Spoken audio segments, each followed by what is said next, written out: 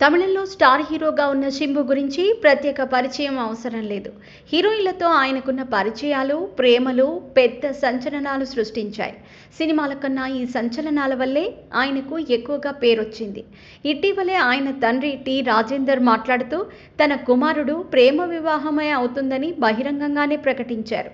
తన తండ్రి రాజేందర్లా శింబు కూడా బహుముఖ ప్రతిభావంతుడని చెప్పొచ్చు. నటుడిగా, గాయకుడిగా, గీత రచయితగా, దర్శకుడిగా, సంగీత దర్శకుడిగా తన ప్రతిభను నిరూపించుకున్నారు. నయనతారతో పీకల్లోతు ప్రేమలో మునిగి తేలారు. అయితే ఎందుకనో వారిద్దరికీ బ్రేకప్ జరిగింది. కారణం మాత్రం ఇంతవరకు బయటకు రాలేదు. వాస్తవానికి ఇద్దరికీ వివాహమైపోయినట్లేనని అందరూ భావించారు. ఆ తర్వాత హన్సికను ప్రేమించాడు శింబు. అది కూడా అంతే, పెళ్లి వరకు వెళ్ళి ఆగిపోయింది. అంతకు మించి ఒక్క అడుగు ముందుకు పడలేదు. ప్రస్తుతం కమల్ హాసన్ హీరోగా నటిస్తున్న థగ్ లైఫ్ సినిమాలో ప్రధాన పాత్ర పోషిస్తున్నారు.